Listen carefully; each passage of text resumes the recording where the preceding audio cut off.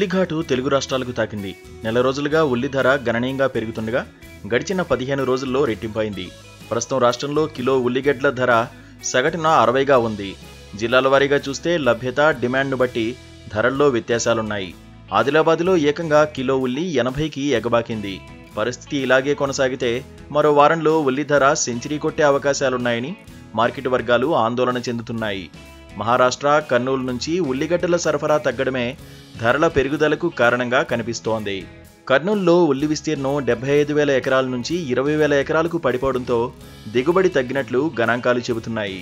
మహారాష్ట్రలోనూ అకాల వర్షాలతో పంట నష్టం జరిగినట్లు తెలుస్తోంది.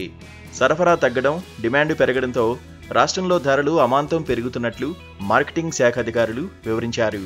10 రోజుల క్రితం కేంద్ర ప్రభుత్వం ఉల్లి ఎగుమతులపై నిషేధాన్ని ఎత్తివేశాక ధరలు క్రమంగా పెరుగుతూ వస్తున్నట్లు మార్కెట్ వర్గాలు పేర్కొంటున్నాయి. కాగా దేశంలో ఉల్లి ధరల నియంత్రణకు కేంద్ర ప్రభుత్వం 4.7 లక్షల మెట్రిక్ టన్నుల బఫర్ స్టాక్ను మార్కెట్లోకి విడుదల చేసింది.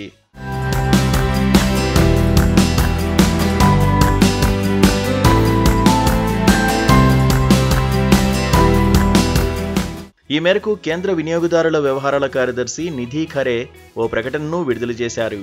ఉల్లి ఎగుమతులపై ఆంక్షలు తొలగించడంతో ధరలు అంతకంతకు పెరుగుతున్నాయని, దాంతో బఫర్ స్టాక్ను విడుదల చేశామని ఆమె తెలిపారు. ఖరీఫ్ సాగు ఉత్పత్తులతో ఉల్లి ధరలు అదుపులోకి వస్తాయని అభిప్రాయపడ్డారు. ఢిల్లీలో ఉల్లి ధర కిలోకు 55గా ఉండగా మొబైల్ కేంద్రాల ద్వారా 35కు విక్రయిస్తున్నట్లు తెలిపారు.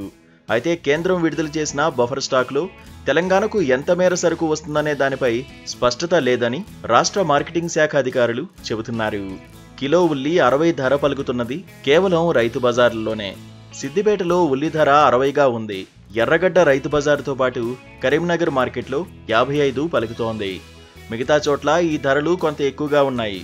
నల్లగొండలో 65, వరంగల్లో 68, మెదక్ జిల్లా రామకృష్ణాపురం, భద్రాద్రి కొత్తగూడెం, పాల్వంచిల్లో 70, ఇల్లందులో 74, ఆదిలాబాద్ మార్కెట్లో 80గా సోమవారం ఉల్లి ధరలు నమోదయ్యాయి. కాగా పేదలు ఇంట్లో వంటకానికి ఏమీ లేకున్నా జొన్న రొట్టె, ఉల్లిగడ్డ, అన్నం, పచ్చిపులుసుతో సరిపెట్టుకునేవారు. ఇప్పుడు ఉల్లి ధరల కారణంగా ఆ పరిస్థితులు కూడా లేవని వాపోతున్నారు.